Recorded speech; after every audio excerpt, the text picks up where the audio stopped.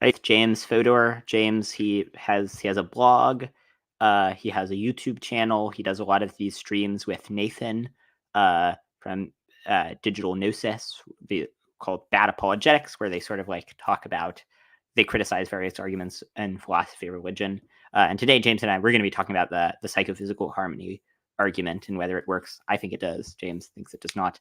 Do you want to tell us, like, is there anything about you that description missed?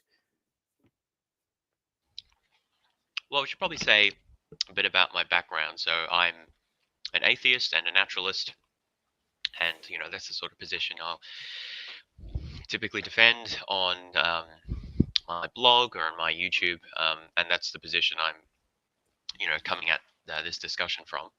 Um, yeah, and what about yourself? Yeah, so I was an atheist for a long time. I'm now, I think, sort of an agnostic.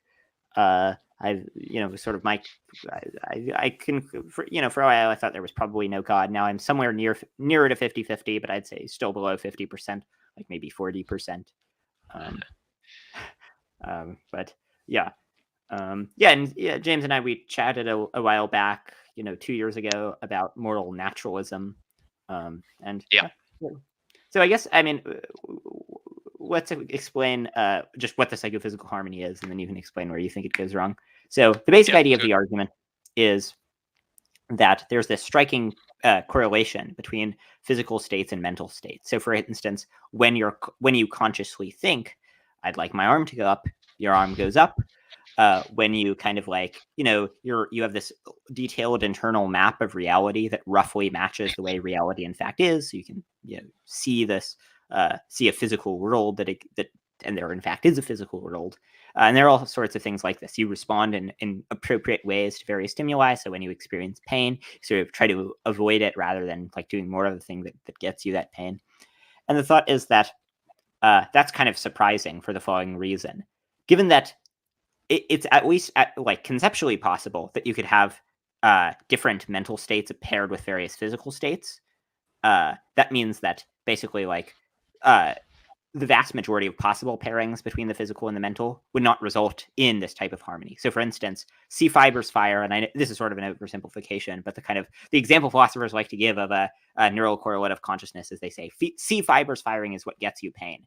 Now, if C fibers firing instead got you pleasure, well, we would behave in exactly the same ways. The world would be physically the same.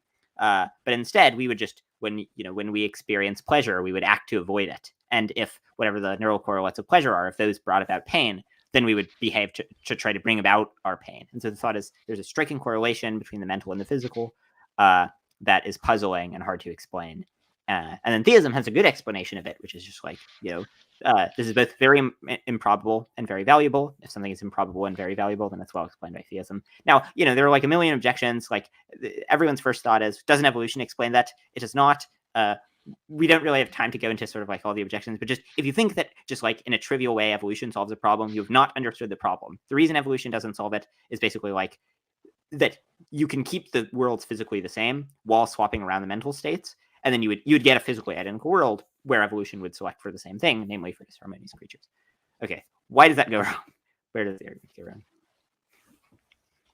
Yeah, okay, so I think at the in our initial communication, I identified three aspects of the argument that I am not persuaded by, or I think are unconvincing, and it might be helpful to go through those sort of in order. So the first of them is the observation. Well, yeah, let me just maybe outline what they are, and then we can discuss them as appropriate. So the first stage of the argument, as I see it, is identifying a phenomena in need of an explanation. And the phenomena is the alleged psychophysical harmony. So my, I guess, basic concern is that I think that it's unclear what this refers to. There are various examples that are given, and I think that the different examples are kind of distinct from each other. It's not clear what they have in common, and I'm often not sure what the claim is supposed to be that they about what the nature of the harmony is. So it would be good to discuss that and sort of try to get some clarity and see if we can get some mutual understanding at that point. So then conditioning on there being an observation of psychophysical harmony. So if we grant that that is a phenomenon to be explained, there's a question about whether it can be accounted for under under a naturalist view. Um, and I know that you have argued and others have argued that it cannot be. Um, it's sort of unclear to me why that's the case. I've not found the arguments to be especially convincing. Part of this comes down to whether you think that something that is necessary, metaphysically necessary, requires an explanation, and so that might be an issue that we discuss. Um, and then the third issue, independent of whether naturalism can provide an account of the alleged psychophysical harmony observation, is whether theism can provide a superior account. And I'm very unconvinced about this point. I don't think that theism has really any explanatory value to offer, again, independently of whether naturalism does.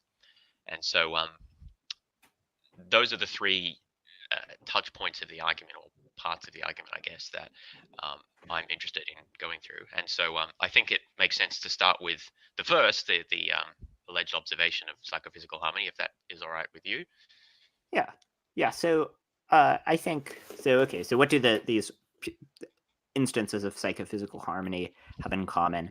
I mean, well, so I'd like to start with what the idea is. So the idea seems to be something like that. There is the psychological, and there's the physical, and then we observe a harmony between them when disharmony is sort of more expected or more probable antecedently. So I'm not quite clear about what the psychological and the physical are. Partly this obviously relates to my commitments as a physicalist, because I think everything is physical. So already I'm having a bit of a struggle separating those. But you can maybe well say psychological is part of the physical world and not all of the physical world is psychological. But then also, what is the harmony supposed to be? I think that's really where I struggle with.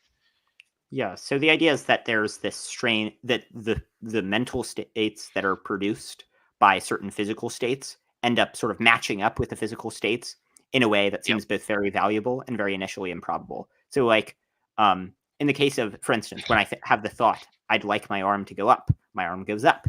And that's something where if you think of all the possible things that could be accompanied by the mental state that produces the thought, I'd like my arm to go up. There are an infinite number or that rather the number of mental states that in theory could cause my arm to go up and could cause the same behavior.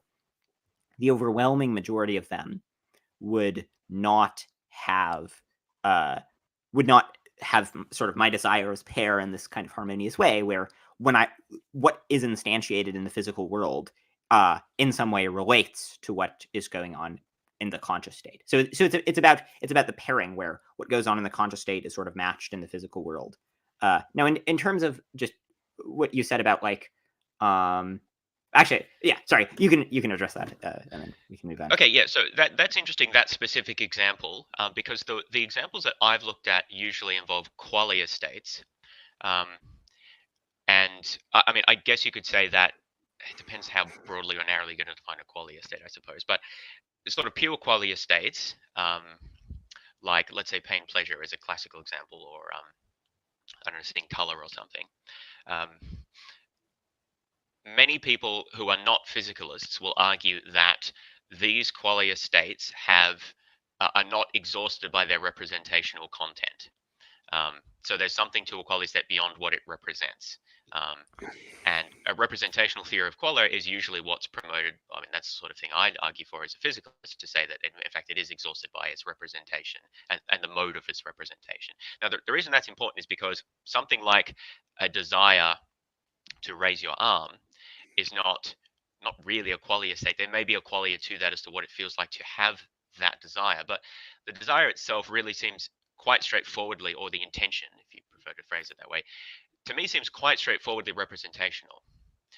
I have an internal representation of my body, and then I form an intention to, I guess, manipulate a part of my body that seems to have a fairly clear reference as to what I'm representing there, a certain action that essentially, I would say, exhausts the content of that thought. Now, the reason I say that is because that type of explanation seems to be very readily provided by naturalism as to why you'd expect to see that kind of harmony. I'm not really sure what the puzzle is there, and why that's not accounted for by evolution.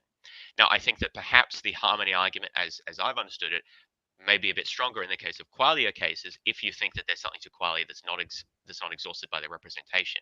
Because the idea would be something like evolution can act on representations to form representations that help us to perform behaviors that are beneficial. But maybe you think that qualia are not, or the psychophysical laws that link representational states to qualia are not amenable to evolutionary selection in the same way. That's how I'd understood the argument. So maybe my Yeah, question yeah. is something like, why is there not just a straightforward evolutionary explanation of why your arm goes up normally when you want it to go up? I'm really struggling to understand what the Yeah. puzzle is there.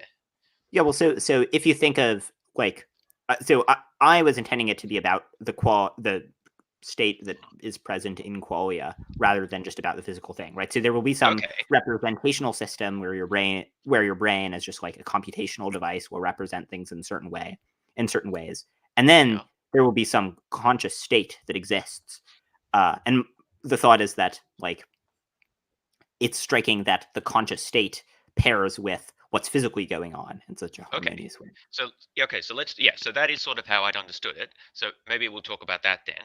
So there is some uh, phenomenal state associated with my intending my arm to go up or my wanting my arm to go up, right? I'm not sure I could articulate well what that feels like, probably because I don't spend much time thinking about it. We just sort of do it, right? But let's. I'm honestly not even 100% sure I'd use the term phenomenal there, but let's just agree for the sake of argument that there is such a thing in that case. Um, and so let's imagine we're talking about the way that it feels to intend your arm to go up, okay? Um, what is harmonious between that and my arm actually going up? This is what I don't understand. Where's the harmony? Because let's suppose that I take the qualia and I change it so that it now feels different. Um, well, what? Why is that now? And now we say that it's out of harmony with the physical action, but I'm not sure. I'm not sure why. What was it about the phenomenal state that we currently experience that is in harmony with the behavior? It seems like you could have maybe not any, but at least a vast array of phenomenal states that were paired with our arm going up. And what difference would that make to anything? We'd just be used to that, right? Of course, it would be weird now if I wanted my arm to go up and then instead of feeling that normal feeling, I felt my elbow being bumped or something. Yeah, that would be weird but that's out of what we're used to. But if that's just always the way it was, why would that be disharmonious? Yeah, well, the reason it would be disharmonious, well, one reason is that for most things, it could be you wouldn't, as an agent, have this sense that you're sort of in control. Where, like, when I have the thought I'd like my arm to go up and then I sort of will it and it goes up, I sort of feel like, there's some sense in which I'm in control of that. Now, the vast majority of possible pairings where, like, if what instead there was just this flash of blinding yellow light and then my arm went up, just totally inexplicably. Well, I mean, then I I think wouldn't. physicalism can explain why you don't see a light when you intend your arm to go up, because that would be a linkage between a mode of perception and motor action, and that doesn't really make sense. But I guess Uh, you're just talking about the qualia of seeing light. You're not actually talking right, about right. Well, right. So I'm the talking light about itself. I'm talking about the experience where the You see why it's puzzling. hard for me to separate these two as a physicalist, because I just automatically link them, but I'm trying to keep them conceptually distinct, which is, I know, is your point. But I acknowledged at the start that I just sort of naturally link them together because that's the way I think about things. But yeah, okay, that's fine. Yeah, right, right. So yeah. So I'm talking about the qualitative experience of it, and Just the qualia of seeing light. Yeah, okay. yeah, and like and so the vast majority of them were of possible ways that the mental could pair would just like not have an agent, really not have there be any agent who's thinking any complicated thoughts. It would just be a sort of random jumble of experiences. So for instance, here's a very simple psychophysical law.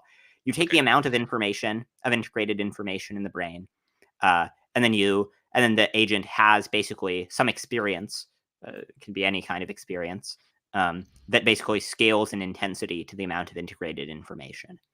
Yep. That's a much simpler psychophysical law than the sort of complex arrangements of pairings that we in fact have in the brain, and yet we happen not to have that or any of the other simple psychophysical laws that would not produce any kind of sort of complicated integrated mental states. Yeah, well, I mean, so I think that the issue of why the psychophysical laws are the way that they are is a bit more on the second question about explaining the observation. I mean, my position is that they're necessary, but I want to leave that for the moment because I'm still trying to, from my point of view, I still don't understand the harmonious, um, the argument about harmony. So what we can say is that there are these things called phenomenal states. I mean, not everyone agrees with that, by the way, but I'm not entirely happy with the language, but I'll accept it for the purpose of the discussion. So a phenomenal state is just something where it feels a certain way to be in that state. So a flash of yellow light, um, I, I would say that's not a phenomenal state. That's a description of perception, but you can say the way it feels to experience a flash of yellow light. That's a phenomenal state. And so that is just parenthetically important to distinguish like the sensory perception from the experience per se. But anyway, so yes, there are such things. Um, and then there are the physical states that I would say cause them or correspond to them or ground them, however you want to frame that. If you're not a physicalist, you might think that phenomenal states transcend pure physical laws. That's a bit of a separate question, but we can at least think about them conceptually distinct, right? The physical substrate from the phenomenal experience itself, okay? And so I accept as a physicalist, as non-physicalists could, but especially as a physicalist, that there are law-like pairings between physical states and phenomenal states. So certain physical states will give rise to certain phenomenal states. Many physical states don't give rise to any phenomenal states or don't instantiate any phenomenal states. Instantiate is probably a better term here. I think that the phenomenal state can be quite sensitive to details of the physical state. So if you get slight brain damage or something, then that can maybe substantially change your phenomenal state, even though at a crude level, the physical state is still fairly similar. Okay, so that's how I'm thinking about it so far. Is that all fine by you? Yeah. Okay. I'm not saying you have to be a physicalist there, but just in terms of that's consistent with how we're thinking, how we're proceeding with the discussion. So then, the issue that I have is not the idea of psychophysical laws, but the idea of the harmonious part, right? Where the harmony comes in. Oh, yes. So the idea of the harmony is just that the qualitative experience correlates in some predictable and seemingly appropriate way with what's going on. So, like, there in fact is a computer in front of me that is, around a foot wide and 9 inches tall or something. And in my conscious, in my qualia state, I have this experience of there being a computer where I'm able, I see this thing in front of me that has the characteristics that in fact has. It could very easily. So that's the harmony where there's this pairing between what is going on in your conscious experience and what is actually going on in the world. So that unifies both the sort of like when you have a desire to move your limbs in certain ways. They in fact do move in certain ways. Your desires are implemented in bodily movements, and the conscious perception of the world. The other thing, just briefly, is that even if you don't have the argument from psychophysical harmony, it sort of unifies a few different types of phenomena together that are kind of weird. But even if you think, okay, it's not so clear that there is this unified phenomena of psychophysical harmony, you can just still consider the examples of psychophysical harmony and think that they're puzzling. So you don't have to, whether or not there's this unified coherent thing called psychophysical harmony, it's weird that when I have the desire to move my limbs, out of all the possible ways, physical states that could result from a desire to move my limbs, the one that happens to result is my limbs move. And that my perception match as reality. There are a number of ways of things I could perceive in response to certain brain states, and they happen to match roughly the way things are. Yeah. Okay. So the fact that we can unify these under one label is maybe not important here because we could potentially separate them and discuss them separately. That's fine. I appreciate that. But let's then pick. I think it's easier for me to at least start by discussing one example in detail because I think that largely the dispute might be how we describe it. So if we can use the raising the arm example, at least for the moment, I think that might be helpful. Yeah. So I'm really struggling with this because it seems you say that it's puzzling that when I have the experience of wanting to raise or intending to raise, let's say intending to raise your arm, that your arm goes up. Now there's to me absolutely nothing even slightly puzzling about that, assuming that you have normal motor function and so forth. So I'm trying to understand what the puzzle is. So let me explain things as to how I see it, right? So we have a complex physical apparatus, which is our body, and part of the body is our brain, which holds in it mental representations of things, including the relative position of our limbs and the potential possible movements we can make with those limbs. So a certain patterns of brain activity will correlate to intentions of forming that we can form of engaging in certain motor actions, and those will send signals ultimately to our muscles, which cause our arms to move. So that's a purely physical account. Now, the idea is that at least part of that process, not all of it, but part of it, maybe the intention forming part, correlates with or instantiates some phenomenal states. So there's phenomenal states that go along with that. One of those is sort of the phenomenal state associated with the intention to move your arm. And I think it's difficult to describe in language what that phenomenal state is like, because you kind of have to experience it, right? Maybe there's certain things you could say. But I guess, so here's what I'm struggling to understand. There's a physical account of how we link brain activity to arms moving, and then we can say, well, there's a phenomenal state that goes along with part of that physical process that's generated by certain types of brain activity. What is puzzling about this? Because I could say, well, you could, yeah, but the phenomenal state could be different, right? And we could still have the same motor output, at least sort of conceptually, conceptual point. And I would say, yes, it could be. But what's special about this particular phenomenal state that picks it out as being sort of preferred over all of the others? That's what I'm struggling to understand. Whatever phenomenal state we currently have before, like intending to raise the arm, why is that kind of specially privileged over any other possible one? Well, so it makes it so that you're able, like, it makes it possible for you to be essentially this agent operating in the world, able to bring about states of affairs. So imagine what things would look like in the kind of typically disharmonious universe. So instead of you thinking, like, sort of having thoughts like, I'd like my mouth to move, and your mouth moving and to say certain words, instead you're essentially jerked around, having just this, you're sort of like a puppet on a string with a random conglomeration of experiences, colors flashing in. Sorry, I'm Random. completely lost as to why that is the case. So all that should be changed is the phenomenal state. So the way it feels for me to intend to move my arm should be different now. Let's stick to the arm if we can. Okay, yeah, Why does that sure. mean I'm a puppet on a string? I don't Well, understand so where that comes so from.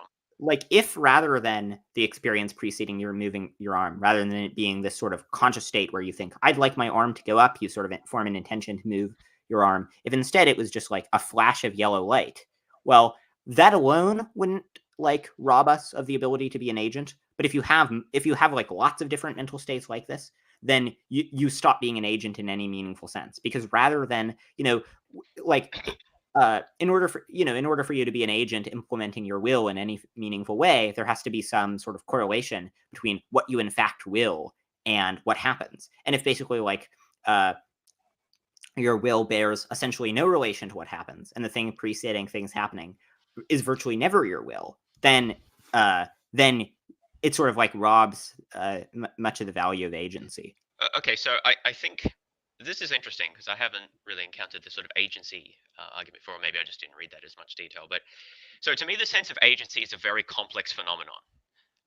I don't think that you can reduce the sense of agency to qualia or like phenomenal states or any specific one. I think it's actually a very complex story. I don't want to pretend as to how it exactly comes about, as to when and when we don't feel responsible for our actions. Because there are cases when you can, even using fairly simple setups of like mirrors and things, you can get people to feel ownership of movements that they don't make and vice versa, even while they still have qualitative experience of those. I don't remember precisely that literature well, but the point is that I think it's very much a complicated story. And of course, there are types of movements we make that that aren't conscious, like instinctual movements. So that story about ownership, feelings of ownership, I think is a combination of, yeah, there's some qualia associated with that, but there's also certain types of mental representations that go along with that.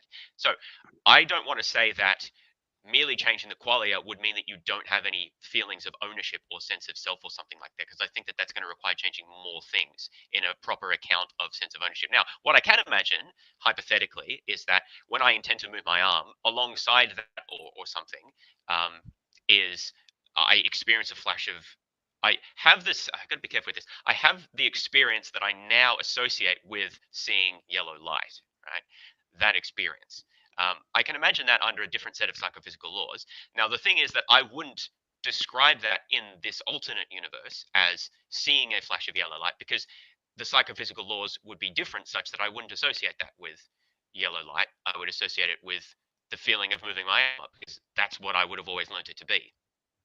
So at that point, I'm happy to say, or in this alternate universe, yeah, the sensation of intending to move my arm is associated with a different qualia than it is in our universe, but I'm not seeing where the disharmony comes from. You seem to be identifying the disharmony with the idea that I wouldn't feel any sense of agency or ownership. But that seems to rely on the assumption that that entirely comes from that specific qualia, and I don't know where that assumption comes from. And I think that's probably false. It's a much more complex cognitive process, the sense of owning our actions. Yeah, well, so it's not just like you could have the sense of owning your actions in a variety of different ways. But the thought is, it's harder to see if you just imagine, like if you just imagine one of your experiences being placed by a flash of light, then The it's hard. experience that I now have when I see a flash of yellow. Yeah, right. So then, I mean, I don't know. So like, just imagine in the actual world, just every time, uh, instead of having this conscious experience of like, like sort of wanting to move your limbs and then doing so, instead there's just a flash of yellow light. You sort of, and then, or the experience of a flash of yellow light, and then basically 2 seconds later, you find out the way your limbs moved. That would sort of, you don't have to have a comprehensive account of what it requires for agency for it to feel like that sort of strips us of agency. Like imagine you stab someone in those 2 seconds. In what way did you do it? It's sort of like your limb jerked Because that I way while you intended to had do the. it. I don't understand where Yeah, does the intention in what way? disappear? There's In, an experience that I now associate with a flash of yellow light. That's weird to me because I'm not used to that with our current psychophysical laws. But otherwise, I don't see what's different. well, You're you saying we didn't. don't have the sense of agency anymore, but the whole point is that this is what I don't understand your claim. The whole claim is that the phenomenon, the phenomenal state, is that which correlates to or corresponds to or is caused by our intention to move my arm. So I'm assuming I still have that intention, and along with it is a phenomenal state, and the phenomenal state changes, but the intention is still there. But you're saying no, the intention's No, gone. no, I'm I no, feel like I I'm have any intention. right. So like, the thing that's harmonious, like there are lots of things that are not where maybe there's a little bit of harmony associated with this, where like, uh, uh, but like if the harmony doesn't come from just like the feeling of moving my limbs, it comes from the relationship between forming the intention to do it and it happening. So if you never form the intention and instead there were sort of like Yes. Okay. Yes, brain I agree with movement. that.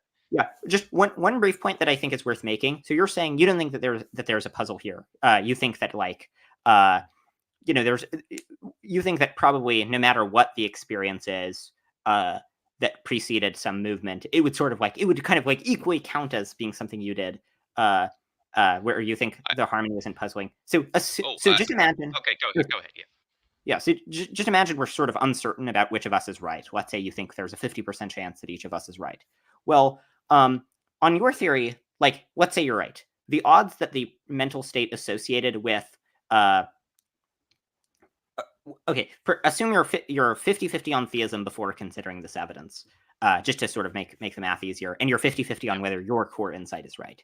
Well, conditional on theism plus your core insight being right, it's very puzzling the particular mental states are paired with the physical states that there are, right? Because any of them could have been, and your claim is none of them are special. But then the one that happens to be paired, that's not special, so it's very unlikely that it would happen to be paired. If your core insight is wrong, and theism is true, then it's sort of like we have a very good explanation of why things pair. If your core insight is right, if atheism is true, whether your core insight is right or not, it's very unlikely that the mental states would be paired with the physical states in the way they happen to be in the actual world. So basically, if you have almost any uncertainty about whether the argument you're making is correct, then the argument from psychophysical harmony will still have a lot of force. So to see this, consider an analogy. Suppose that you come across a random conglomeration of 4 letters, and you and we disagree about whether that forms a word. Okay, I think that forms a word, and in fact, that forms a word that is reasonably likely to be the word that would exist. and you think, no, it's just a random combination of letters. Well, if you're not sure about which of us is right, my theory is better all else equal, because conditional on my theory being right, it renders it far more probable that that particular sequence of letters would exist. While on your theory, it could be any sequence of letters. And so if you have any uncertainty, then you should think that my theory is right. And my claim is that the psychophysical harmony argument works the same way, where if you're not certain about whether there's anything that makes sense to the pairing, just the theory that there is much more strongly predicts the particular pairing that we have, and so as a result, ends up doing better. That's an interesting argument. I have to say I don't find it very convincing at all. To me, it sounds like saying, listen to this garbled recording that I have produced in my basement during the last seance, and you claim to hear demonic voices in it. I can't hear any, but I can't be sure. But my ghost friend's explanation, well, my ghost hunter friend's explanation is that there is a demon which speaks to him, and that would explain the particular pattern of noises that he hears there. Even if I'm not sure that I can't hear anything, I should still prefer his explanation because it would account for it. Whereas I wouldn't be able to explain, like I don't predict any particular pattern of noises there. I don't know that that's precisely analogous. It seems pretty analogous to your example of the letters. So I just don't find that very convincing. That doesn't seem like the sort of reasoning we would normally adopt. Yeah, so in that case, so imagine that based on some a priori reasoning, the ghost hunter has some reason to expect, where they have this argument for why that particular recording is likely to be one that demons would actually give. Okay, so they're before looking at it, they're just based purely on a priori reasoning. They're I think that it's decently likely that that particular sequence would happen. If that particular sequence happens, that's very strong evidence, because conditional on their reasoning being right, that particular sequence is likely. Conditional on it being wrong, it's very unlikely. And so if you think that there's any chance that my reasoning is right about why the experiences that you would expect to have are in fact the theistic experience, or the ones you'd expect on theism, or at least this sort of aspect of them that's harmonious, then I think it works the same way as in the ghost hunter case. The only reason is that in the ghost hunter case, there's obviously for any random sequence of sounds, there's obviously no convincing a priori argument for why that particular sequence of sounds would be what Beelzebub or whatever would produce. Yeah, well, I mean that comes, but that sort of comes back to our case here, is that the theists, or some of them, are saying that they have a reason why that this particular set of psychophysical laws is special, and I can't see that reason, but they claim to have it. Just like my ghost hunter friend claims that he can hear the voices in the recording that I can't hear, and also I think that there's another issue here, because it's not like that. Oh no, it doesn't matter. Go ahead. Yeah, well, if it really were the case that the theistic, the ghost hunter had a even remotely plausible argument for why some significant, even if you think there's 99% chance that it's wrong, but there's a 1% chance that this is the sequence that Beelzebub would in fact produce, then that that in fact would be very good evidence for the ghost hunter theory, because it more strongly predicts that particular sequence. Now, of course, I submit that for a typical recording, there is no such sequence, or there is no such reason, and it's much more likely that they're employing sort of post hoc reasoning. But I think the reasoning works exactly the same way, where you actually do get an update in favor of the theory. If based on a priori reasoning, you thought there was a 1% chance that that's the particular sequence that Beelzebub would make, while in the alternative hypothesis, it could be any of a huge number of sequences and would be very unlikely to be that sequence, then yes, you do get good evidence for the Beelzebub sequence, or for the made by demons hypothesis. Yeah, well, maybe this is where you and I differ, because even if someone gave me an argument for this is why we should expect Beelzebub to say this particular thing, remember, which I can't really make out, but they're claiming that's what they can hear, then even if I wasn't sure. Well, wait, sorry, you can't make out, they claim to hear something that you can't hear. No, that was the whole point, right? Just like the psychophysical harmonist, the person making the psychophysical harmony argument claims to see a harmony which I can't see. I mean, I hope that we can resolve that a bit through discussion. But I hear the same sounds as the person who is listening to the recording, obviously, but I just don't hear the voices that they hear. I mean, I don't think this is entirely hypothetical. Like, this sort of thing happens, that the people can hear voices, and I just don't hear that. Like, they're hearing it, and they say, this is what we'd expect Beelzebub to say.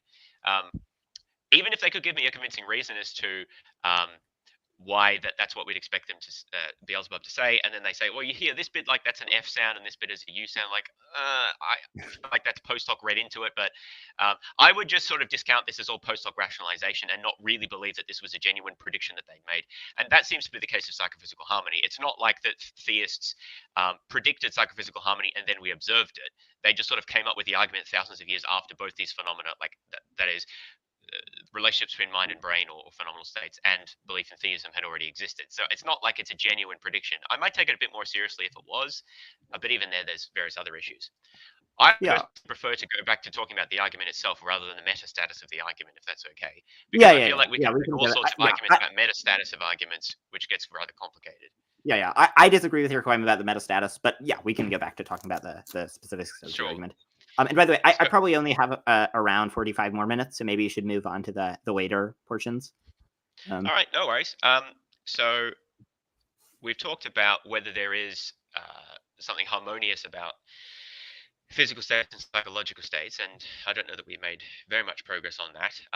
But supposing there was something surprisingly harmonious that required explanation, so my claim would be that I think naturalism can provide that explanation. And I have to emphasize, I think, because I'm still not 100% clear on what needs to be explained. It may be that naturalism can explain some of the cases, but not others, depending on exactly what is being claimed. I think any instances that seem to be clearly representational in nature seem quite amenable to a naturalistic explanation. I would claim that all qualia are like that, but some are more contentious than others. So the computer example might be good here. That one is especially puzzling to me because it just seems sort of obvious to me from a naturalist point of view why there is a law-like mapping, a correspondence, if you like, between your mental representation and objects in the world that you're perceiving, right, or experiencing, and evolution can provide an explanation for that. So what is, at least in this specific instance, I'm not saying it applies to all examples, but if we can maybe focus on this one as a case where it seems to me that naturalism does provide an explanation, that there's a naturalism, by the way, saying that there is, that the psychophysical laws are necessary laws and evolution selects cognitive states which will allow organisms to be successful in their environments, and part of that involves forming at least broadly accurate mental representations of their environment. And so there will then be this harmony, at least rough harmony, between mental representations and the physical world that they observe. Yeah, well, so imagine, and this world, I agree on naturalism is not metaphysically possible, but it is epistemically possible. Imagine a world where basically physically identical to our world, but like every experience of every being in the universe produced by every brain is just an experience of sort of white static where, there's no complex experiences. That world, evolution would select for exactly the same things. You would have all the same sorts of physical states. The only difference is that in that case, our mental states would be radically different. And in fact, our mental states would not produce anything of value. And so it's weird that we happen to be in this world out of all the conceptually possible worlds, including ones with much simpler correlations, that happen to have this harmony between the representational content of our brain states and certain states that are present in consciousness. Yeah, I think this is going to come down to what you think is in need of an explanation. So, I mean, the thing is, this argument doesn't just apply to psychophysical laws. It applies to any type of physical laws. I mean, I think psychophysical laws are a subset of physical laws anyway. But essentially, any physical laws that enable complex life to exist, you could imagine them being different, and plausibly complex life couldn't exist. And then this is looking a lot like a fine-tuning argument to me. Because I agree that if we imagine a different set of psychophysical laws, it might actually, in an alternate universe, be impossible for organisms to exist that have states that are like mental states that represent the environment faithfully. Maybe it just sort of doesn't work for whatever reason with the set of laws that they have. That's conceivable, I suppose, but I don't think physically possible, or like metaphysically possible, I should say. But I don't think, I guess from my point of view, there's nothing special about psychophysical laws in that category. This becomes more of a fine-tuning argument, it seems to me. Yeah, well, so I think it is similar to the fine-tuning argument, and in fact, Philip Goff, who's one of the early proponents of the argument, I think often refers to it as the consciousness fine-tuning argument. Yeah. The advantage that it has over fine-tuning is, well, first, it's less amenable to the types of explanations that people give for fine-tuning. So if you're a type B physicalist, as I think you are, then it's puzzling that, so no matter how many universes there are in the multiverse, it's still a very narrow slice of epistemic probability space that has that has interesting consciousnesses being produced, because no matter how many copies there are, you could have a Googleplex universes, and if the psychophysical laws are in, and the psychophysical laws on this picture are necessary, if the psychophysical laws and none of them are such as to sustain any complex consciousness, then it doesn't matter how many universes you have. The other point is that it's less amenable to being explained by things like a multiverse, because you could still exist in a psychophysically harmonious world. Your consciousness would just be very different. So you could have the same physical state, and they would just have very different consciousness. None of it would be richly ordered. And so then it's puzzling why we're in a psychophysically harmonious world, rather than there isn't a comparable selection effect as there is in the case of fine-tuning, and so it's less amenable to being explained by a multiverse. Yeah, I don't advocate for multiverse arguments for fine-tuning anyway, but I'm not sure. I'm not sure that there is a strong distinction there, but I don't really want to argue that because I don't like multiverse explanations anyway. But yeah, I mean, just to be, my view is I think the multiverse is basically by far the best explanation of fine-tuning. So if it is the case that a multiverse or some similar thing like Penrose's kind of like repeating universe, that those are totally impotent against psychophysical harmony, then that kind of like takes a lot of the wind, or that at least gives it one big advantage over fine-tuning. Sorry, go ahead. Well, yeah, I don't want this discussion to become one about fine-tuning. We could talk about that another time if you'd like, but I don't find fine-tuning very convincing. I'm not convinced that that's been demonstrated that fine-tuning is the case. But I guess for me it is quite difficult from my perspective to distinguish the psychophysical harmony case from just the more general fine-tuning argument. Because, for example, if someone asked me, well, imagine that the psychophysical laws were different and we had different qualia states, different phenomenal states associated with a given brain state. See, for me, that's not physically possible, right? Because for me, qualia states are simply represent certain types of representation states, certain modes of representation. So for those to be different, you would literally have to have different laws of physics. Now, of course, that could be part of the thought experiment, right? Well, yeah, make laws of physics different, make things dramatically different.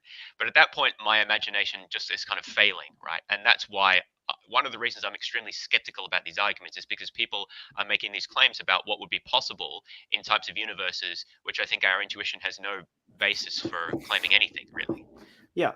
Well, so it's not. So I don't know what would be possible in such universes. Yeah, so it's not about physical possibility. It's about epistemic possibility. So imagine if all you knew was that your brain existed, and then you were like, okay, what are the odds that in fact your brain would produce some kind of psychophysically harmonious consciousness? Well, very low. Think about all the different sets of psychophysical laws that they could be that are on equal epistemic footing. And so even if it turns out that as a result, finding out that of the just epistemic probability space, only a very, very narrow space is occupied by being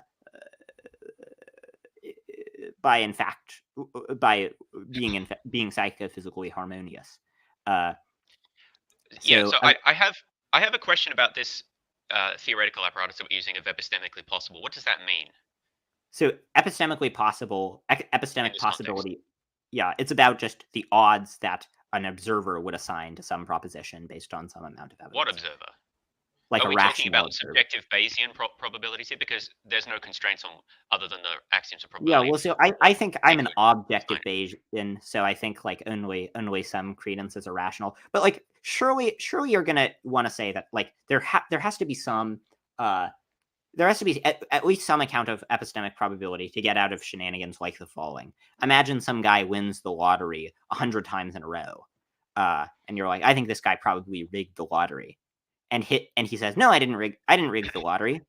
Uh, uh, it was just metaphysically necessary that I won the lottery 100 times because I'm a necessitarian, right? Necessitarianism does not give a good explanation of that, because if all you knew was that, like, was that someone had, was that necessitarianism was true, you think it very unlikely that the person would win the lottery. And so similarly, if all you knew was that, and you're a sort of reasonable person, was that they like, uh, their physical brains like the ones that exist in the physical world, given the vast array of ways they could be disharmonious, you would, I think, rationally think it was very unlikely that they would happen to end up being harmonious. So my claim is just whatever you say about why it's a bad explanation, why you don't get to think that the explanation of why the guy gets 100 royal flushes or wins the lottery a bunch of times is that necessitarianism is true. My claim is that same thing will apply to psychophysical harmony. Okay, so the reason that the lottery case, the necessitarianism, is a bad example, I think, is because it's clearly a post hoc explanation that doesn't really account for what actually happened to lead him to win 100 times. The Yeah, I mean, I'm struggling to Well, understand how necessitarianism is supposed to even account for the phenomenon, because there still has to be some process that brings about um, his winning 100 times. And I guess he's going to say, well, it was just chance, right? So I mean, the processes that led to those outcomes were necessary, but that actually, I don't actually think that that's even the question, because I mean, you could be a necessitarian and entirely accept that all of the outcomes are like caused and determined, but that just doesn't seem to have any bearing on the question is, why did he win the lottery 100 times? You would ask, yeah, well, well, it seems pretty clear that it was fixed, right? yeah, right. So I don't I know why agree. we have to appeal to any metaphysical beliefs to account for that case. Like, it Yeah, seems completely divorced from whether we think that necessitarian is true or not. yeah, you say sort of like it seems very clear that it's fixed, that the lottery's fixed. And my claim is Yes. the same thing about the psychophysical laws, where if you have something where there are a huge number of possible things it might be, and it happens to be in a very narrow range, that's both very valuable, and that's both very, very valuable, and is this very narrow range of the ways that you could sort of imagine it being, uh, then uh, then you get evidence for the hypothesis. And now you said it was post hoc reasoning. I think the same thing about psychophysical harmony. That's the same thing. Where like if you didn't know that our brains produce psychophysically harmonious states, you would not expect them to.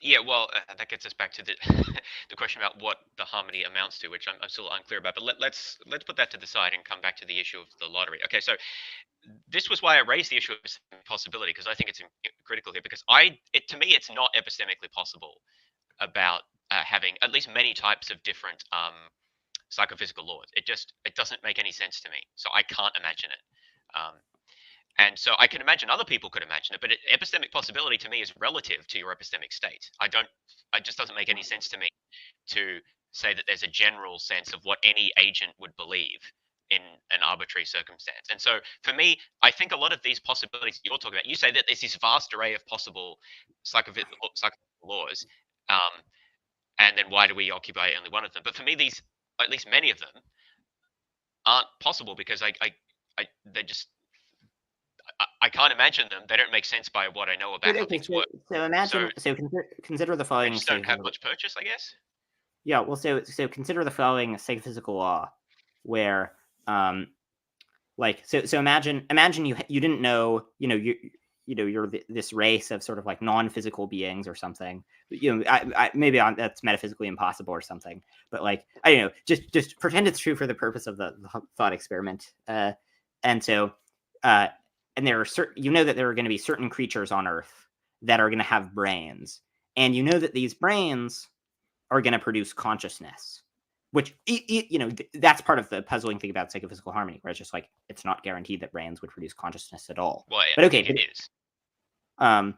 Once you establish the physical laws, that's physically necessary, according to my right, position. it's physically necessary, but my claim is that it just the like epistemic probability of it is low. Now, but that depends on what you believe about physics. This is what I don't understand. Sorry, I was just giving sort of a brief aside, but like the main point. Go ahead. Yeah, the main point is that, so you're one of these non-physical aliens. You know that that creatures on Earth, their brains are going to produce consciousness, and you're like, okay, what do we expect this consciousness to be like? Well, okay, so some people, they're like, could be a bunch of things. Could be that they just have the static experience of yellow. Could be that they have the experience of being a goldfish, etc. And your claim is, no, I'm very confident. In fact, like above, probably above like 90% confident that it will just sort of like be this kind of like accurate representational model of what is in fact going on in the physical world. That's being modeled, that's being physically modeled by their brain. And then the question is like, okay, why think that that's overwhelmingly likely from the armchair? If you're not I don't think it's likely from the armchair. It's not from the armchair. It's conditional on other things that I believe. Okay, but the idea is with priors, you're not supposed to look at those other things, right? What priors? I just don't buy this whole setup. Whose priors and where do they come from? What am I allowed to condition on, and what am I not allowed to condition on? I don't believe this setup, right? And I don't believe that anyone uses this setup of like imagining away almost all of your beliefs, but picking some of them that you keep, and then correctly identifying what you would believe in this hypothetical epistemic situation. I think that's nonsense. I don't think knowledge works like that. I don't think anyone has that sort of insight. I also think that it's irrelevant to anything because we're not in that epistemic state, so why are we bothered about it? So the reason I say these things that I do about consciousness is because I know there's much that I don't know, but there is a vast amount that we do know about how the physical world works. And so if you tell me a story about certain embodied beings on a certain planet, especially if I know they've come through evolution, or I don't know what I'm allowed to condition on here, but the point is there's a whole bunch of knowledge that I'm going to bring to the table in making predictions about what type of mental states that they would have. And if you say, no, you're not allowed to appeal to any of those things, I don't know what I would think. I mean, who cares? Like, why is that important? Yeah, well, so the idea is that you condition on sort of like the rest of your beliefs. So maybe there are certain beliefs that you have that are in some way based on your knowledge of psychophysical harmony. But you imagine we didn't know that. We just knew the other stuff. And then what odds would we give to things? And I think, it's just sort of like being a Bayesian. It's just like, okay, what are the odds of some phenomena conditional on a hypothesis versus conditional on that hypothesis being false? And if it turns out that it's really overwhelmingly likely that in a godless universe, there would be like psychophysically harmonious laws, then you'd expect the non-physical aliens to pick up on that. Yeah, but you don't get away with just saying it's like being a Bayesian, because you need a sense of what the probabilities are. And for you, those are computed based on epistemic possibilities. And I'm not accepting that because that framework, for me, the epistemic probabilities are just essentially one in most cases from how I understand, the nature of psychophysical laws are. Let me give an example here. I don't know that this will help, but it might. Okay, so I know a bit about biochemistry and cell biology. I'm not an expert. I did a little bit of research on this, but it doesn't really matter how much you know. The point is, suppose someone were to run by me a biochemical argument or a chemobio argument. I'm not sure what the exact. I guess it would be biochemical argument. And it look something like a biochemical harmony argument, and it would look something like this. Imagine all of the biochemical operations happening in a cell, and then look at the biological functioning of the cell. In fact, we can jump up to a whole organism if you like. I don't do that as much. And they claim that there's a harmony between all of the biochemical operations of metabolism and so forth, and the physiological functioning of that organism.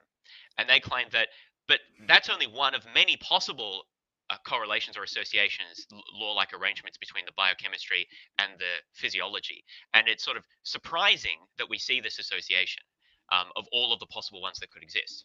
Now, my claim is, well, that's nonsense. We know physically why we get from one level to the other. It couldn't be otherwise given the laws of physics as they are. There's nothing surprising there to me.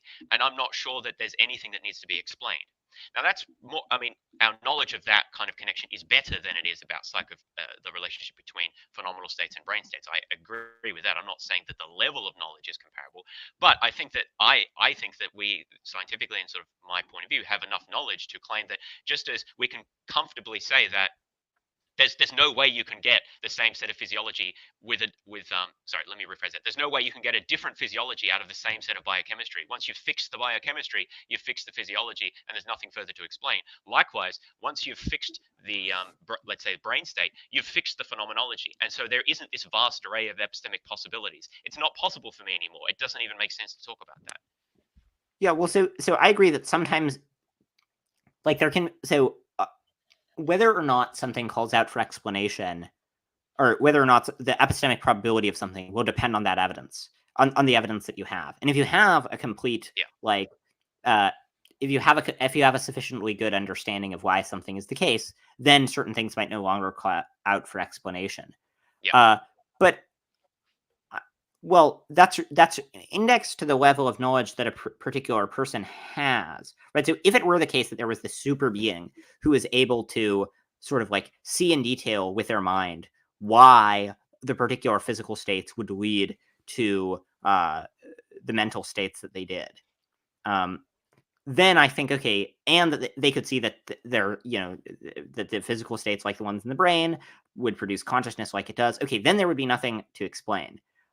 Just like so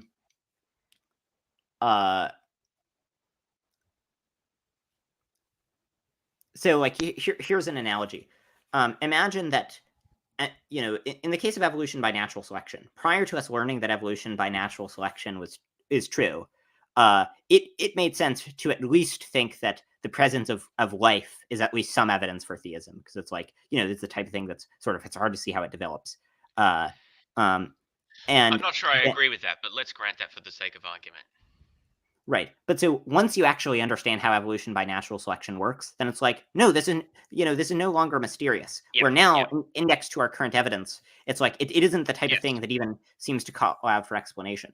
The difference in the case of psychophysical harmony is, I think, it is not the case that you can just sort of see conceptually that the mental states follow from the physical states. I didn't say see conceptually. I don't think you can see conceptually how physiological states follow from biochemical states, and there's many gaps in our knowledge. I'm not saying it's a perfect association, but we know enough to, I think, not find that something that needs that there's not a harmony. There's not a harmony that needs explanation there, and I think that's the same with respect to brain states and phenomenal states. Not that the extent of our knowledge in those cases is the same, but I just don't feel that there's this great puzzle that cries out for explanation. And well, actually, that's not even the point I wanted to make. Let me clarify that. The point is that I can't conceive of alternate possibilities. I can't conceive of phenomena being differently, phenomenal states being different with the same brain state. Just like I can't conceive of an organism being different, keeping all the same biochemistry. It just doesn't make sense to me, given what I know about the world. That's actually the more important point. It's not that I know every correlation between biochemistry and physiology. We're very far from that. But what I do know is enough for me to think that to be unable to imagine any different physiology without a difference in biochemistry. And that's the same as where I'm at with difference in phenomenology without a difference in brain state. I just can't imagine that. It just doesn't make sense to me. Wait, so is your view? Because my understanding was that you were a type B physicalist, and the type B physicalists generally say that things like zombies are conceivable but metaphysically impossible. So they say we can imagine there being zombies, but we don't think that they're the types of things that really could exist. I have a real issue with the notion of conceivability. What does it mean to be conceivable? I need to do a bit more work on this, but I find the whole discourse very problematic. Okay, I mean, yeah. So I think I have this concept of conceiving where it's like you could imagine the thing being the case. But what does that mean? What do you mean imagine? Can you imagine a square circle? No. Why not? Well, so like there's sort of, yeah, I mean, so this gets into broader questions about conceivability. Well, okay, let me give a different example. Can you imagine the first decimal of pi being 2? Because that is equivalent to imagining a square circle, I think, in a mathematical sense. Like, they're both mathematically impossible. Yeah, I mean, so for that one, I like so there are like different senses of conceivability, and for that one, And that's what I'm that's what I'm getting at, my friend. That's what I'm getting at. I think in a sense yeah, I can imagine the first decimal of pi being 2, but I don't think that's a yeah, frivolous yeah, sense that doesn't right. really So mean so I there understand what I'm thinking about. Yeah, so there are two different senses of well, right. Well, so I think the two senses are actual conceivability and ideal conceivability. Where ideal conceivability is what sort of like if you were ideal at reasoning, you could sort of understand the way that the things were worked out Yeah, yeah. mathematically. Then, in that case, what could you conceive of? I think that the second digit of pi is actually conceivable, but not ideally conceivable. Or being 2 is actually conceivable, but not ideally Okay. conceivable. So Now, what sense? sorry, Yeah, go ahead. Go ahead. yeah. But in the case of pi, I actually think this is a good analogy. So imagine we're thinking of two different hypotheses, uh, and the first hypothesis is that like um let's imagine that there's someone who has not calculated the digits of pi yet, but they have this theory. They're like pi spells out the name of God, and they think that the mathematical facts are like contingent in some way. So they're contingent on the thoughts in God's mind, and pi spells out the name of God. And it turns out based on this, they're like, okay, and we have this reason to expect the name of God to be this, and so they have this belief on which the name of God would in fact be uh, uh, spelled out by pi, or maybe it's like if you convert it to binary and do a Yeah, bunch of operations. I see where you're going with this, but has anyone seriously argued that the mathematical facts, including pi, are contingent on thoughts in God's mind? That God could actually make pi different? Because that just seems nonsense to me. No. I agree that the And I, view is nonsense. yeah, No, yeah, okay, but I that's agree that important for what I'm getting at. That's important because if we think that we can, I think you said, if we can actually conceive the first digit of pi being different, but not, I think ideally conceived was the other version. If we can actually right, conceive it, that shows that some things are actually conceivable, but still, I mean, not even logically possible, right? And so yeah, right. So then you ask me the actual question of what I can conceive about zombies. Well, I think I'm going to give a similar answer. right. Well, but my argument is that uh, epistemic possibility should be relevant to what is actually conceivable. Okay, so if I don't know, like it's hard to think. So It's hard to you think of think it. that the digits of pi are in need of an explanation? Um, uh, no, it's It seems not. to follow from Not what you've said, right? no, Because no, if not something is well, not actually conceivable to be different, it needs an explanation. The no. digits It's of pi are well, actually conceivable to be different, that they were well, different. it's not that it needs an explanation. It's that if something is actually conceivable, um, as being a different way than it is, and you have no other Yeah, evidence about it being a certain way, then it would then your epistemic probability should be split across the ways it might be. Okay, so my epistemic yeah, possibility should be split across the kind of like 1,000 ways that the digits of pi that the or sorry, the 10 different things the thousandth digit yeah, of yeah. pi. Until you calculate it, yeah, sure. But once we've Right. calculated it, we don't need But to hold on. If there worry was about some why it is that value well, but it instead of a right, different so value. once you've calculated it, you don't need to worry that it is that value. But if there was some other theory that well explained why it was that value, all else equal, that theory would do better. Okay, right? So like if there was a theory that said that like imagine you have this proof that the thousandth to 1,020th digits of pi would be, and then you list out all what they all would be, and that happens to be right. That would be evidence for the proof. So like even if you hadn't looked over the proof that carefully, upon the fact that it gets all the digits of pi right, you should think it's more likely because on that theory, because that sort of like in a sense explains it. Now, in the case of digits of Yeah. pi, it's like it's hard to think of how it makes sense to explain digits of pi. But there are other cases where it makes more sense to think of explanations. So imagine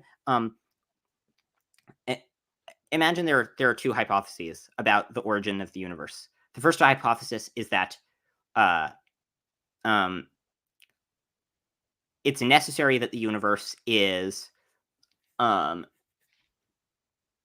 uh, yeah.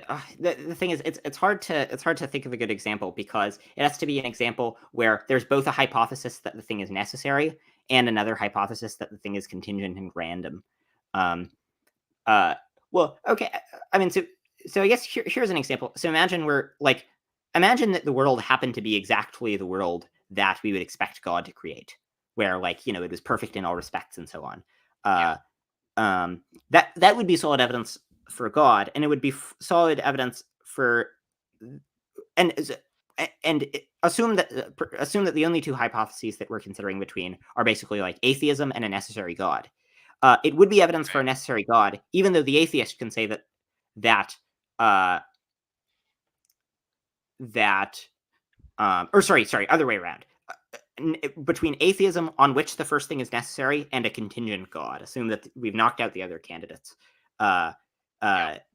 Then I submit that the fact that the universe is as we would expect if there was a God, regardless of whether it's necessary, that gives you a reason to think that the God explanation is better. Because even though the atheist would say that the thing that happened, that the way things turned out were necessary, it's still, given that there are lots of ways in which you could imagine it being, it's still puzzling why it happened to be one of those particular way, why it happened to be the particular way that it did.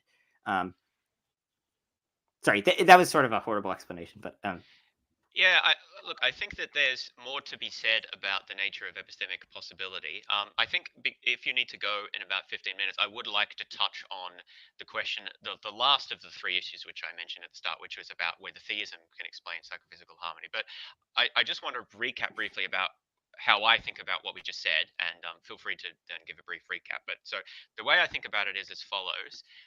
Just like I think, have good reason, not a priori reason, but good reason, given what we know about things, to think that once you fix the biochemical properties of an organism, you've also fixed all of the physiological properties of the organism.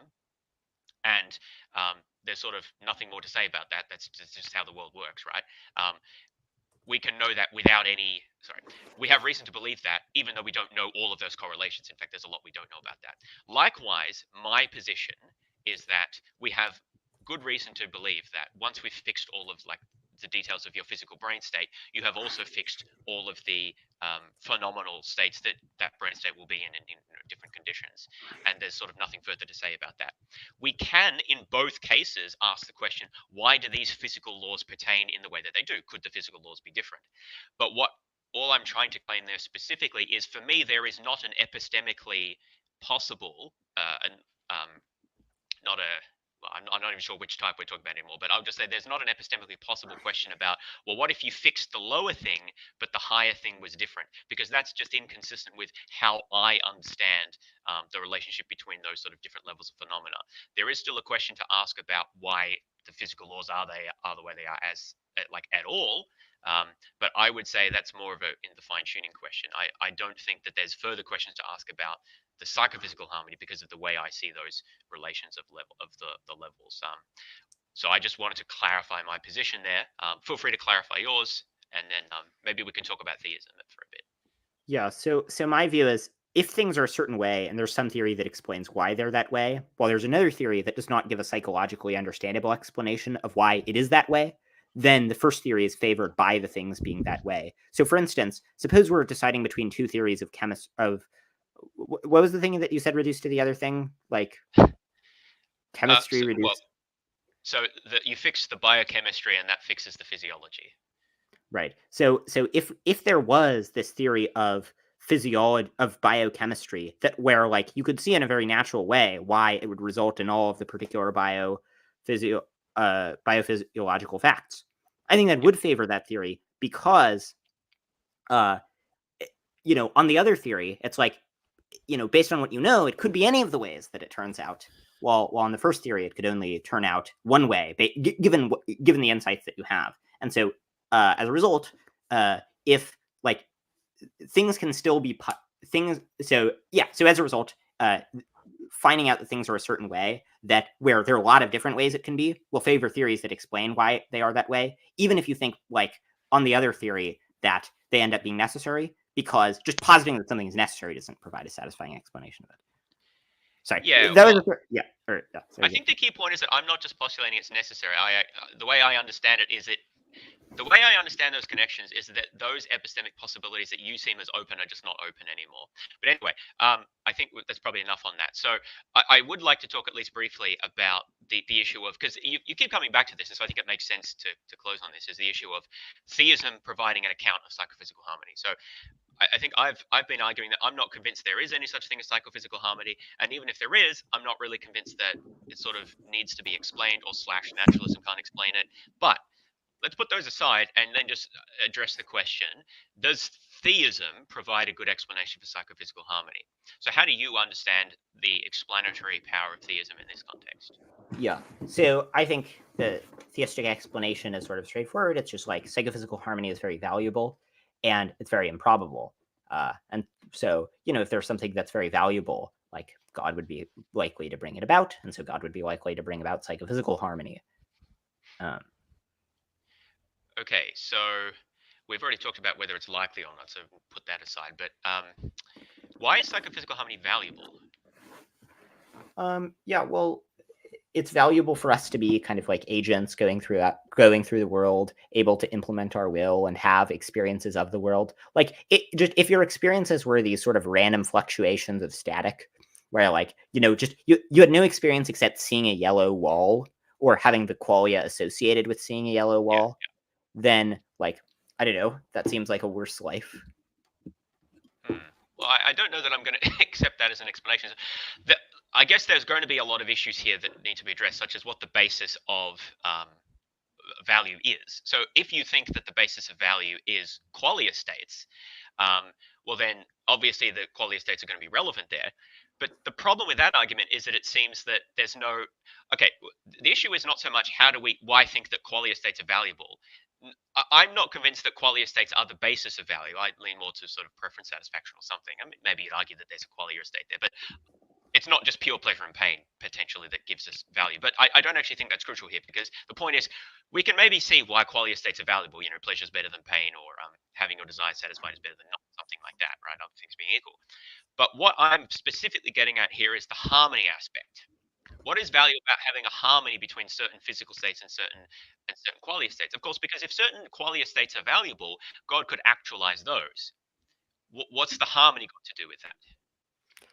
Oh, yeah. Well, so I think if you're a theist, you should probably be an objective list theorist. And so you think that the thing that's valuable is not just like certain psychological states or physical states being brought about, but it will be something broader, like, valuable relationships or one of the things of great value. And that has to do with people having wills that they're able to implement, where like if does it? Why do we need a will to have a relationship with someone? Well, like I don't know. I don't feel like you could have a valuable relationship with a zombie or with a being that's as good as a zombie in the sense that their conscious experience is just a constant stream of red light. Well, why is that though? What is having a relationship with someone? Having a relationship with someone means interacting with them, right? I guess talking to them, spending time together, I knowing think something about them. I don't have like a precise What necessary does and phenomenal sufficient. states have to do with that? Well, I don't have a Why precise. could you have a relationship with a zombie? That's very unclear to me. Okay. Well, also, we're not really talking about zombies. We're just talking about different qualia states, but maybe that doesn't matter for our purposes here. Right. Okay. So, like, if you're I think if you're an objective list theorist, you should think that basically, like, your life would be less good if it turned out that your spouse was a zombie, because the types of relationships that are possible with a zombie are less meaningful and valuable, where much of what is valuable about relationships has to do with two people having conscious interactions. And to the extent that a being is a zombie or has conscious states that sort of like don't interact, and like if I found out how can conscious states interact with each other? Conscious phenomenal states are by definition private.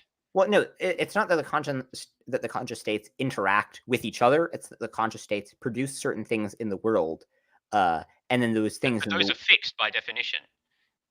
If we're imagining but the physical states are all fixed, those are all more the same. valuable. It's more valuable, is the thought, to have the physical states if there are certain types of associated phenomenal components than if there are not. So, like, I don't know. I mean, do you find it implausible that basically, like, it would be bad for you if your spouse was like just had the conscious experience of seeing a yellow wall all the time? I don't think it would be bad for me. I think it would be bad for them in the way I understand value. But I Okay, also think I that agree. It would I be. feel like I, yeah, I agree. It would be bad for them. My claim is it would also be bad for you. And in fact, uh, um, I don't like see how it would affect my welfare in any way. I think definitionally it can't affect my welfare in any way. well, I don't know But what definite. maybe, well, if phenomenal states are private and then there's no way for me to have access to them, I don't see how that can affect my welfare. I suppose it's going to depend on how we define welfare, but I think that might be getting us a bit far afield. Wait, well, also, I mean, people Go ahead. generally find uh, the experience machine to be sort of weird. Where in fact, Well, that's a different case, though. a counterexample people often give that Richard Chappell in particular has given to hedonism is he's like, imagine your loved ones were replaced by robots that looked and acted like them, but that were not conscious. Where the time when you sort of your loved one undergoes a sacrifice for you, when they sort of tell you about their internal states, when they tell you about their love for you, it turns out that none of the things they're saying are true. I don't know, that it seems very plausible that if you're an objectivist theorist, at least, you would think that Yeah, that okay. would reduce. Under that theory, that's plausible enough. But I'm still not seeing how this relates to psychophysical harmony, because now you're just saying, imagine they have no qualia. Well, imagine they had radically disharmonious qualia. Imagine that But why is that bad? Well, I submit that that's bad for exactly the same reason that them having no qualia is bad. Namely, if your loved ones were replaced by robots, which looked and acted like your loved ones, but they had the conscious experience of seeing a yellow wall, I submit that that would be bad for you if objectivist theory is true. If it's bad for your loved ones to be replaced by unfeeling robots, it's also bad for you for your loved ones to be replaced by Yes, only barely feeling robots that have the yeah, experience but of seeing hang a on, hang yellow on. wall. Wouldn't it be better if we replace my loved ones, or I mean, that's a weird way of framing it, right? Because we're talking about God's creation, not Him That randomly doesn't throw you intervening out and of then creating. context sentence. Wouldn't it be So, better if we replaced my loved ones?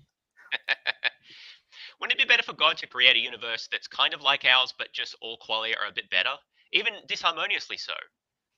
We just sort of have less suffering in the world, basically. Qualia states are better, even if it makes it disharmonious. Why do we want it to be harmonious when often it sucks? Let's make it a bit Yeah. better. Let's lift it up a Yeah, bit. well, so I agree that if there was no afterlife, then just a world that was disharmonious, but where we were all very happy, that would be a better world. But I think if you're the question is not whether it's a better world in absolute terms, but whether it is a world that is more likely for God to actualize, where there's a more plausible story about why it's the type of world that a good God would create.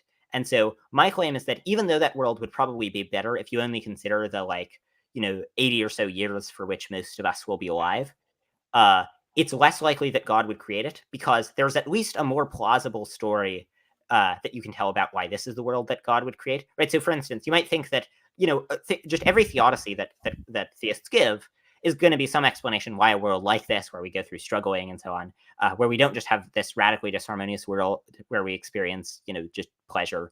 Yeah, but the Explanation. theodicies are all crap. They're all incredibly unconvincing.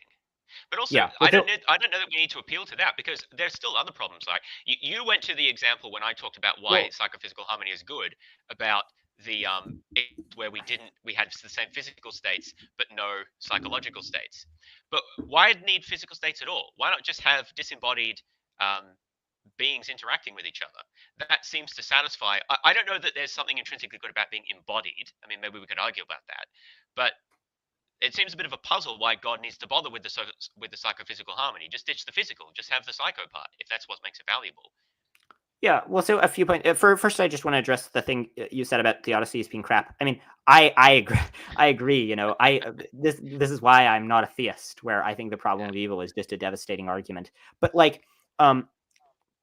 we want to see if this argument affects your what's relevant is whether this affects your credence in theism.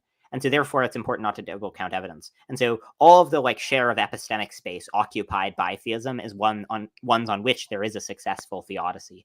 And so then even if this argument to make it likely that a world like this would be made, even if it assumes it requires a successful theodicy. Well, theism already requires a successful theodicy, so that's not a cost to the I argument. don't know. I don't know that I entirely agree with that, because the psychophysical harmony is making a more specific claim about the type of universe God would create. It's making a one. It doesn't just claim that he makes one that is sort of he has reason to create, but also in which he has reason to make it specifically psychophysically harmonious. That seems to be a narrow range. But maybe this just blends into the second objection that I just gave, which is the point about why bother with the physical at all. Oh, Yeah, I mean, so this is just froze there for a second. yeah. I mean, so Go ahead. just briefly, I mean, uh, like, so imagine we're if you think that psychophysical harmony is really, really improbable on atheism, where it's just like this extremely almost miraculous coincidence that they pair up in this way, then basically like even if you're not sure if there would be psychophysical harmony on theism, it'll still be decently likely. It'll still be good evidence, right? So, like, imagine a guy gets 10 royal flushes in a row. You should think they're cheating, even though, like, why 10 royal flushes? There are lots of ways they could cheat. That's a particularly foolish and unsubtle way of doing it. But nonetheless, Yeah. you should infer that Well, they're cheating. we're sort of see. Do you have to go about now? You said I can stay for like 10 more minutes, but okay. Yeah. Well, maybe we'll sort of move into rounding out, but so we don't have to cut off abruptly. But I guess maybe I'll just sort of summarize some of my thoughts here. So, I appreciate the conversation. I think it give me some things to think about, particularly the nature of epistemic possibility. I think I need to think a bit more about that. But nevertheless, I think that what I have felt a bit lacking, I suppose, is it feels like when I press on the nature of the harmony, for example, and then also when I pressed on how good an explanation does God provide, you gave in both cases you gave a probabilistic argument as to, well, even if you're not sure on the balance, you know, it might still provide a somewhat of an update. And I find that just general style of argument to be very unconvincing. I feel like the argument should stand on its own legs without needing to make appeals to well, it might be a good argument if you hold a well, certain combination of views. That's true for literally any argument about anything, and to me, it's just sort of very unconvincing. well, hold on. I mean, we can like so imagine some guy was like made this argument for why the odds of evolution happening are 1 in 10 to the power of 143. Where like there are some creationists who do say things like this. One, I think, perfectly reasonable response is to say, I'm confident that this is wrong because we have lots of evidence for evolution. Or let's imagine he thought this argument was true, but he also believed in evolution, right? So you agree that evolution happened. It would be reasonable to say, okay, look, we're arguing about the details of the argument. I don't know if your argument's right or wrong, or like it's hard to sort through the complicated details of this, but we can know your argument is wrong because if your argument is right, the odds evolution would have happened would be 1 in 10 to the power of 143, and it did happen. So we get very strong evidence that your argument is wrong. And similarly, I think you can say the same thing about this case, where if you're not sure if it works, maybe you think the odds of psychophysical harmony conditional on theism are only like 50%, but okay, they're like 0% on atheism, so it's still very strong evidence. You completely lost me at that last point there. Even if I'm not sure if it's good evidence, it's still good evidence. No, it's how not. Does that analogous to the evolution case? The evolution. No, it's not that case. If you're not sure it's good evidence, then it is good evidence. It's that if you're 50-50 on psychophysical harmony, if you think that there's a 50% chance that God would create a psychophysically harmonious world, then if you think the odds that God would create that on atheism there would be a psychophysically harmonious world are near zero, then it'll still be massive evidence for theism. Oh, that there is right. Yeah. Well, of course. Yeah, I agree with that. So you're just asking questions about like, well, maybe God wouldn't make a psychophysically harmonious world. And like, I agree. Okay, maybe he wouldn't. It's kind of unclear. Like the world that I would think God would be most likely to make are ones where of just like every possible person having the best possible experiences, where like, no interactions, right? Because I think hedonism about well-being is plausible.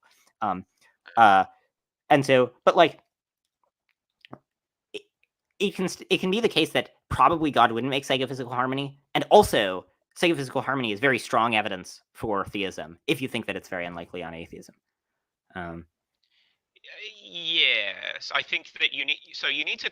Yeah, I mean, basically it comes down to how much more likely psychophysical harmony, assuming it exists, is under theism versus under atheism. Of course, we would agree with that. And my claim is that I think I have very little sense of how likely it is under theism. It seems pretty low to me because the arguments for why God would create it just don't make a whole lot of sense. And when I press you on them, you just sort of reverted to the claim that, well, it's still more likely than under naturalism, but that's not really an answer to the question of Yeah, how well, likely is it. And then yeah, also, if I can just finish that thought, yeah, how probable is it under psychophysical harmony under naturalism?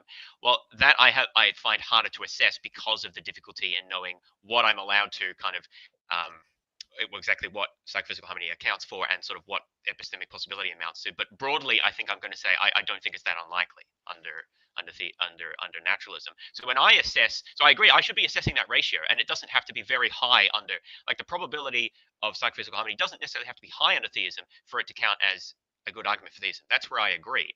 But what I think is that we need an argument for why we should expect the probability for psychophysical harmony to be higher under theism than under naturalism.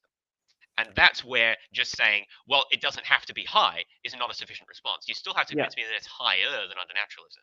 Yeah, well, so my claim is it's really low on naturalism, and you and I obviously disagree about that for the reasons that we discussed Sure, but it could earlier. be just as low And under theism. right, well, so then the question is, okay, is it as low under theism?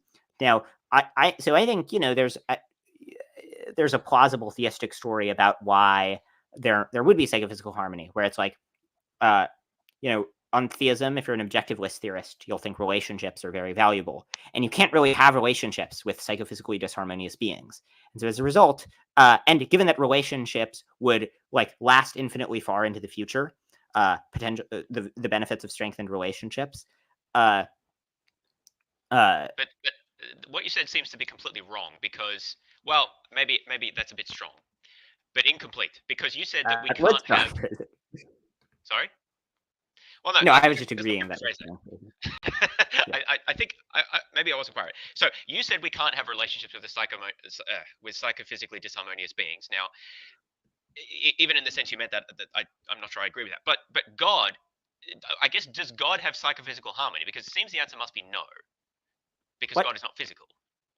Oh, so Where's the sorry. physical So part of psychophysical harmony in the case of God?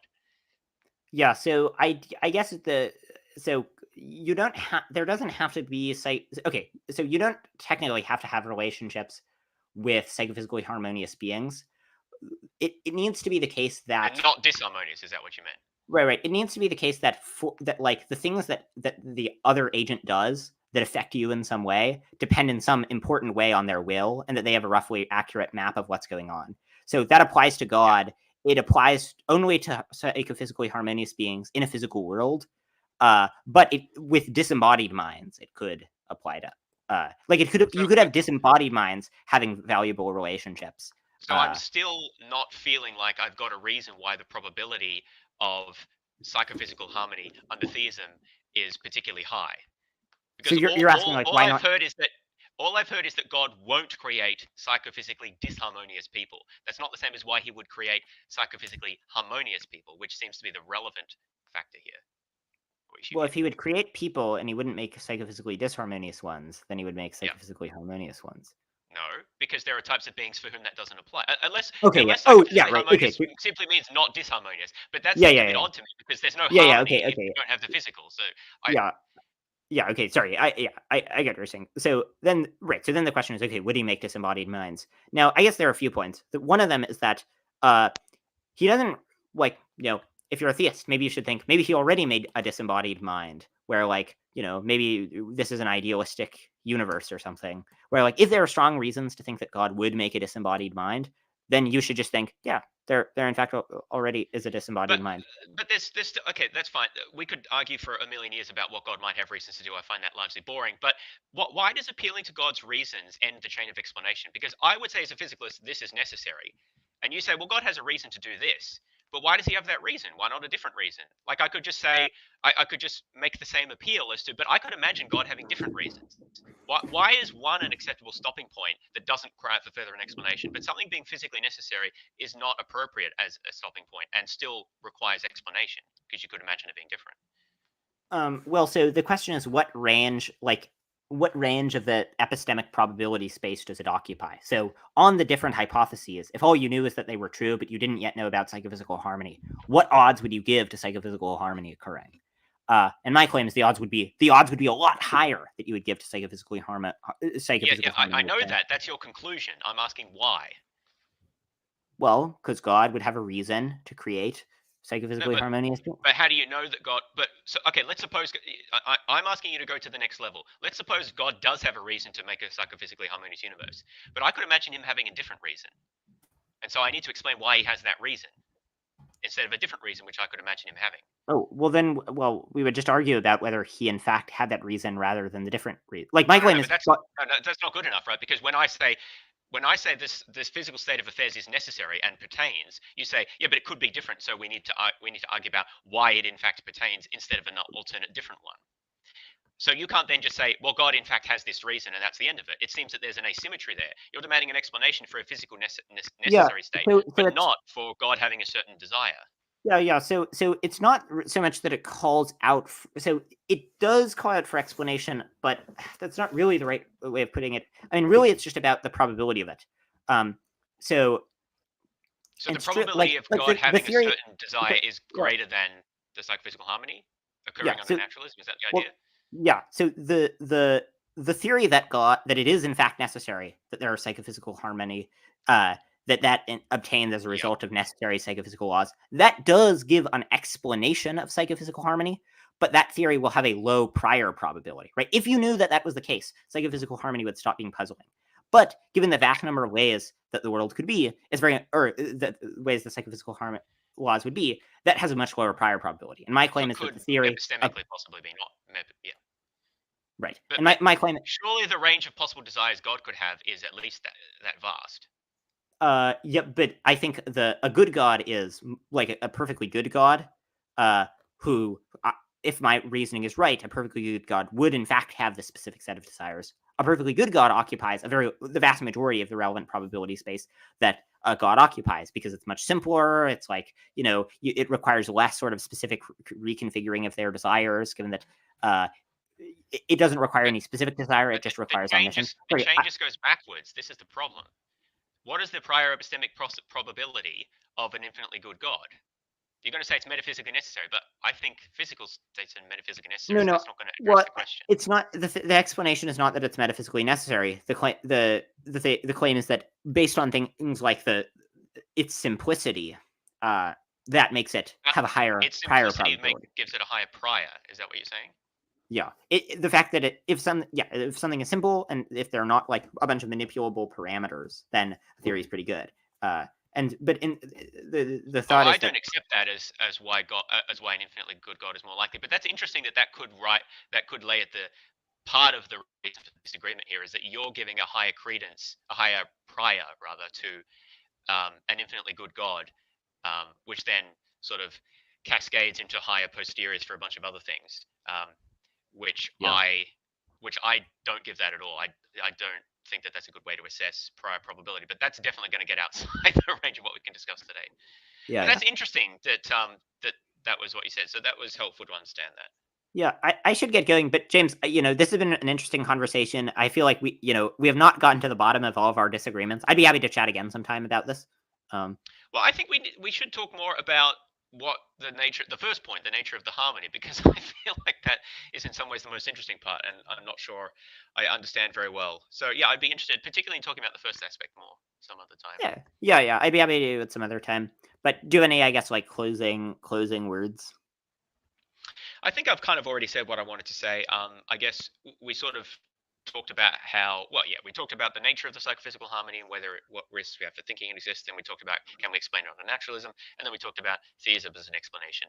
My set of views is that I'm not convinced that psychophysical harmony exists, or / it's very unclear what it's supposed to amount to. I think it's in certain ways conceivable that qualia states could be different in the same sense that I could imagine the first digit of pi being 2. I don't know that has any particular epistemic significance, the fact that I could in some sense conceive it.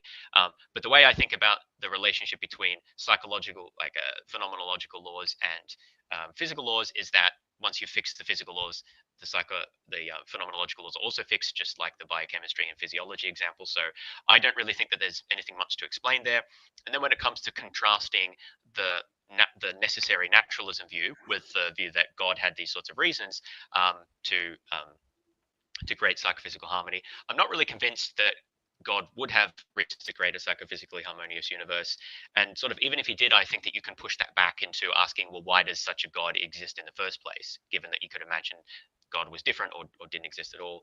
And then we saw there how I didn't agree with your basis for assigning prior probability about different states, which is partly why we, I think, reach different posterior probabilities there. So yeah, I think hopefully I've at least, even if we didn't get to the bottom of our disagreements, at least viewers have some idea of where of how I think about the issue, and I also think that I've learned some things about how you think about it, which was helpful for me. So thanks for having me on. Feel free to thanks for going on. say whatever you want in closing. Yeah, I mean, I guess just like, I don't have that much to say. Basically, I think we covered most of it. I mean, I guess the big disagreements are about whether there is such thing as psychophysical harmony, whether it makes sense to think about epistemic probability and conditionalize on certain evidence in the way I do, and then whether or not theism is a good explanation of that. And I mean, in terms of, I won't. I've said most of the things I wanted to say about most of them. Just the last point in terms of whether theism is a good explanation. Well, like, I don't know. I mean, so maybe you think theism is a really bad explanation because like a good God's very improbable. But if you think that, then this argument can still be very strong evidence. Like if you think that the odds conditional on perfect being theism are decently high, this can still be very good, strong evidence for perfect being theism, even if it the odds of perfect being theism are yeah, I see what you're saying. It could still be strong evidence for an unlikely proposition. That's fair. Yeah. All right. Yeah. Thanks for coming on, James. And yeah, happy to chat again. It was good fun. Yeah. All right. Bye. See you, everyone.